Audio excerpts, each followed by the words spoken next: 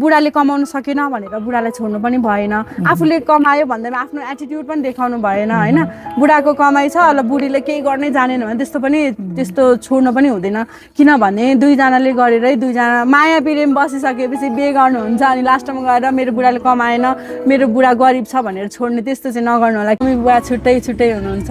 म आमासँग बस्थेँ त्यो टाइममा आमाले गरेको दुःख हेर्दा पनि आफूलाई चुप्लाएर बस्न मन नलागेको क्या मम्मीले त दुःख गरिरहनु भएको छ म पनि गर्न सक्छु भन्ने टाइपको मलाई त्यस्तो फिल आउँथ्यो कि त्यो बेलामा पनि हजुर झ्याल ढोका भयो मेन चाहिँ हामीले गर्ने नै बुट्टावाला झ्याल बुट्टावाला ढोका अनि हामी त्यो सँगसँगै टी टेबल पनि अहिले मैले बनाउँदैछु टी टेबल पनि हामी बनाउँछौँ अनि त्यसपछि ऐना फ्रेमहरू त्यो पनि बन्दैछ त्यो पनि बनाउँछौँ अष्टमण्डल सेट अनि त्यसपछि पूर्ण कलश सेट अनि मूर्तिहरूको सेट चन्द्र सूर्य यिनीहरू चाहिँ डिला हो भित्र खापाको जुन भित्रपट्टि लगाइने डिला हो यो चाहिँ काष्ठकला होइन काष्ठकला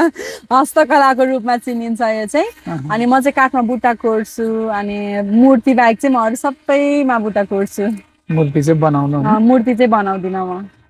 कस्तो खालको काठमा बनाउन मिल्छ यो नेपाली अग्राठमा बनाउन मिल्छ स्पेसली राम्रो भनेको नेपाली अग्राठमा अरू पनि काठहरूमा मिल्न त मिल्छ अब त्यो चाहिँ हाम्रो हातको खेल हो काठ त जुन भयो भने केही छैन